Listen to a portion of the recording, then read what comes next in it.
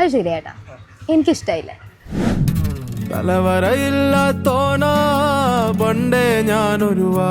സ്വാഭാവികമാണ്. Age gap ഉണ്ട് നമ്മൾ തമ്മിൽ. പിന്നെ ഒരു കാണാനും വലിയ വിനയില്ല. അത്യാവശ്യം നല്ല ഇൻസെക്യൂരിറ്റീസ് ഉണ്ടല്ലേ? അതും സ്വാഭാവികമല്ലേ? എന്റെ പൊന്നു ഏട്ടാ, അതൊന്നും അല്ല കാര്യം. എനിക്ക് കല്യാണം ഇഷ്ടമല്ല. ഇത് പിന്നെ വീട്ടുകാരുടെ പ്രഷർ കൊണ്ട് വന്നതാണ് ഞാൻ.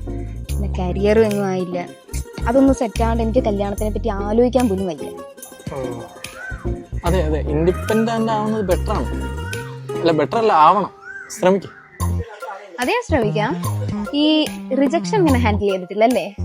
അതിനാരെങ്കിലും അപ്രോച്ച് ചെയ്താലേ റിജക്ഷൻ കിട്ടത്തുള്ളൂ. ഇന്ന് വരെ ആരെയും പ്രേമിച്ചിട്ടില്ലേ? പ്രേമം അല്ല, പിറകെ നടന്നിട്ടുണ്ട്. അപ്രോച്ച് ചെയ്യാൻ പേടിയാ. എന്നാ ശരി ഏട്ടാ.